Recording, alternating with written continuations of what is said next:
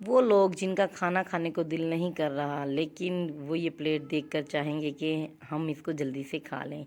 तो आज मैं आप सब लोगों के लिए लेकर आई हूँ बहुत ही आसान रेसिपी, एग फ्राइड राइस की रेसिपी, एग चाइनीज़ पुलाव, जिसे देखते ही मुंह में पानी आता है और खाकर तो मज़ा। तो बहुत ही आसान तरीके से आज आप लोगों को बताऊंगी ताकि आप लोग इसको इजीली बना सकें और फिर खा सकें। घर में अचानक से मेहमान आ जाए तो बाज़ार जाने की ज़रूरत नहीं होगी, आप लोग इसको आसानी से घर बना सकते हैं। और जो बात घर में बनाए हुए खानों की है वो बाज़ार में नहीं है। और वो लोग जो डाइट पर हैं तो वो भी इसको इजीली अपने खाने में इस्तेमाल कर सकते हैं। इसमें तमाम वेजिटेबल्स ऐड करूँगी और बहुत ही आसान तरीके से आप लोगों को मैं समझाऊंगी। बिस्मिल्लाहिर्रहमानिर्रहीम, अस्सलाम वालेकुम। मैं हूँ शहला नशीन और वेलकम करती हूँ अपने चैनल इजी पकवान में। तो आज आप लोगों के लिए लेकर आई हूँ एग चाइनीज़ पुलाव की रेसिपी। उसके लिए यहाँ पर तमाम इंग्रेडिएंट्स मैंने तैयार करके रखे हैं। सबसे पहले यहाँ पर चावल है, चावल पक्की बासमती का है। तो चावल को अच्छे से मैंने वॉश करके तकरीबन इसको भिगो कर रख दिया है। यहाँ पर इसको तकरीबन 1.5 घंटे हो गए हैं चावल को भिगो के रखा हुआ है। यहाँ पर ये 700 ग्राम चावल है मेरे पास। तो इसमें मैं ऐड करूँगी 2 शिमला मिर्च और साथ में इसमें 4 टमाटर ऐड करूँगी और साथ ही में इसमें सुरख मिर्च और सब्ज़ मिर्च ये दोनों ऐड करूँगी। और गाजर है यहाँ पर 3 अदद मैंने गाजर लिए हैं, साइज़ में छोटी थी, और एक बंद गोभी। सबसे पहले मैं क्या करूँगी, चावल को मैंने बॉयल करना है। चावल को बॉयल करने के लिए एक देगची में थोड़ा सा मैं पानी ले लूँगी और उसको चूल्हे पर चढ़ा दूँगी। इसमें 1 टेबल स्पून भरकर नमक ऐड करूँगी। अगर छोटी चम्मच है तो आप वो 2 ऐड कर सकते हैं। बड़ी है यहाँ पर मैंने दिखाया आप लोगों को कि ये साइज़ में बड़ी है तो 1 टेबल स्पून ऐड किया मैंने।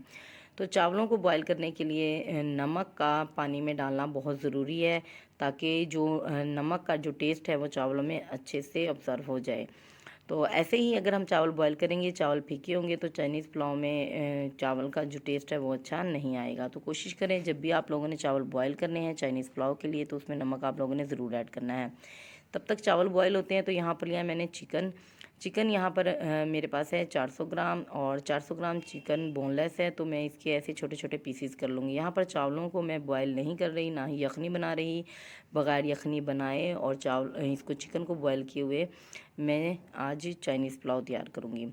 तो यखनी वाले भी मैंने तैयार किए हुए हैं, वो रेसिपी भी आप लोगों को मेरे चैनल पे इजीली मिल सकती है। आप लोग प्लीज़ मेरे चैनल का विज़िट कीजिएगा, वहाँ पे आप लोगों को चाइनीज़ पुलाव मुख्तलिफ़ तरीक़ों से मिलेगी। तो यहाँ पर इसके पीसीज हमने बिल्कुल बारीक बारीक कर लिए हैं, और पीसीज बारीक करने के बाद अब मैं क्या करूँगी, यहाँ पर इन तमाम को इकट्ठा करके रख दूँगी। अगर इसमें कोई हड्डी वगैरह तो उनको मैं साइड पर कर दूँगी। ये देखिए माशाल्लाह, इसी तरह बारीक बारीक इनके पीसीस बना लेने हैं। तब तक देखते हैं चावलों को, और चावल हमारे अच्छे से बॉईल हुए हैं या नहीं। इस तमाम जो चिकन को मैंने कटिंग किया है, देख सकते हैं आप लोग कितना बारीक बारीक कटिंग किया है। तो इसको ऐसे मैं साइड पर रख दूँगी। चावल हमारे अच्छे से बॉयल होने चाहिए, इसमें कच्चापन नहीं रहना चाहिए। कोशिश कीजिएगा इसको 95% पकाने की। सिर्फ इसमें एक कनी रहने दें, एक कनी का भी बल्कि हाफ़ रख लें आप। तो जो तजर्बाकार लोग हैं तो वो थोड़ा सा कम रख लें, मतलब इसको 95% पका लें। और जिनका तजर्बा नहीं है, जो पहली बार बनाएंगे, तो इसमें एक कनी रहने दें। चलें जी, ये बॉयल आ रहा है और इसको अब हम साइड पर स्ट्रेन कर लेंगे। अब एक कढ़ाई लूँगी, फ्लेम को ऑन कर लूँगी, और यहाँ पर 250 ग्राम मैंने ऑयल ऐड किया है। तकरीबन 1 पाव के करीब मैंने ऑयल ऐड कर दिया है। इसी ऑयल में मैं ऐड करूँगी ये सारा चिकन। इस चिकन को मैंने इसमें फ्राई करना है, इतना फ्राई करना है कि जो इसकी रंगत है वो चेंज हो जाए और जो चिकन है हमारा अच्छे से गल जाए। तो चाइनीज़ पुलाव बहुत ही पाकिस्तान में भी बहुत ये फेमस है आजकल। हर रेस्टोरेंट में बनाई जाती है और पाकिस्तानी भी इसे खाकर बहुत खुश होते हैं। तो इससे ये चावल खाने के बाद जल्दी से कोई नुकसान भी नहीं होता। मतलब अक्सर किसी को बादीपन की शिकायत हो जाती है, मैदे में जलन हो जाती है, या वो लोग जो डाइट पर है तो उनके लिए भी ये बहुत अच्छी है क्योंकि इसमें वेजिटेबल्स का इस्तेमाल हुआ है। तो कोशिश करें चाइनीज़ पुलाव को घर में बनाएं और ख़ुद ही से खाएं। अब यहाँ पर चिकन को मैंने तकरीबन 5 मिनट के लिए फ्राई किया है, और फ्राई करने के बाद मैं इस चिकन को इस ऑयल में से निकाल लूँगी। बाकी ऑयल को इसी कढ़ाई में रहने देंगे, और क्या करना है वो साथ साथ मैं आपको बताती चली जाऊँगी। चलें जी, सारा चिकन निकाल लिया। अब इसमें मैंने लिए हैं 5 अदद अंडे। यहाँ पर देसी अंडे हैं तो ये साइज़ में थोड़े से छोटे होते हैं। तो आप लोगों ने क्या करना है, अगर आप फार्मी अंडे यूज़ कर रहे हैं तो 3 अंडे बहुत हैं। मैं यहाँ पर 5 अंडों का इस्तेमाल इसलिए कर रही हूँ क्योंकि ये साइज़ में छोटे हैं। चलिए जी, गरम ऑयल है और फ्लेम को हमने ऑन ही रखना है, ऑफ़ नहीं करना। और चम्मच की मदद से इन अंडों को हमने इसमें मेल्ट करना है। तो ये अंडे का अलहदा से रेशा रेशा बिखर जाए। आप लोग देख सकते हैं कि कढ़ाई में साइड पर भी नज़र आ रहा होगा आप लोगों को। तो आप लोगों ने कोशिश करना है अंडों को इसी तरीके से ऑयल में फेंटने की, गरम ऑयल में। अक्सर मेल या फीमेल ये करती हैं कि एग फ्राइड राइस बना रही हैं तो एग को अलहदा से बॉयल कर लेती हैं, फिर उसको कटिंग करके इस चिकन राइस में ऐड करती हैं। तो ये जो तरीका है वो सही नहीं है। मतलब वो लोग जो अपने टेस्ट के मुताबिक इस तरह करते हैं, लेकिन जो चाइनीज़ पुलाव का टेस्ट है वो ऐसा नहीं आएगा। चाइनीज़ पुलाव का जो असल टेस्ट है वो इसी तरीके से आएगा। आप लोगों ने जो अंडे हैं उनको ऑयल में फ्राई करना है। चलें जी, अंडे फ्राई हो गए हैं। अब इसके बाद मैं इसमें तमाम वेजिटेबल्स जो मैंने कटिंग करके रखी हैं वो 1 बाय 1 मैं ऐड करती चली जाऊंगी। सबसे पहले गाजर ऐड करूंगी, फिर बंद गोभी मैंने एक छोटा फूल लिया था और उसके भी ऐसे बारीक बारीक पीसीस बना लिए हैं। इसके बाद मैं इसमें ऐड करूँगी यहाँ पर 4 टमाटर आप लोग कोशिश कीजिएगा ज़्यादा ही ऐड करें, बहुत कम ऐड नहीं करने। ये साइज़ में अच्छे खासे बड़े थे। 2 शिमला मिर्च, वो भी मैंने इस तरह ज़्यादा बारीक नहीं कटिंग की, बारीक और ना ही ज़्यादा मोटी, दरमियाने साइज़ की। साथ में यहाँ पर 5 सब्ज़ मिर्चें ली हैं, 5 ही सुरख मिर्चें ली हैं। यहाँ पर मिर्चें मैंने कोई ऐड नहीं करनी है एक्स्ट्रा, क्योंकि जो ये सब्ज़ मिर्चें और सुरख मिर्चें ये बहुत तीखी हैं तो इसी का फ्लेवर आ जाएगा इसी में। अब इसमें यहाँ पर जो सब्ज़ी को हमने फ्राई करना है 2 से 3 मिनट, ज़्यादा फ्राई नहीं करना, क्योंकि ज़्यादा फ्राई करने से इनकी जो रंगत है वो ख़राब हो जाएगी और फ्लेवर अच्छा नहीं आएगा। यहाँ पर हमने इनको बहुत कम फ्राई करना, 2 से 3 मिनट। और साथ ही में मैं जो चिकन मैंने फ्राई किया वो भी इसी में ऐड कर दूँगी। चिकन को आप लोगों ने अलग से फ्राई करना है। चलें जी, यहाँ पर अब मैं क्या करूँगी, यहाँ पर सिर्फ 1 टेबल स्पून मैं नमक ऐड करूँगी। नमक ऐड करने के बाद मैं इसको तकरीबन 2 से 3 मिनट के लिए छोड़ दूँगी पकने के लिए, और मीडियम टू स्लो फ्लेम पर, बहुत ज़्यादा हाई फ्लेम पर भी नहीं पकाना।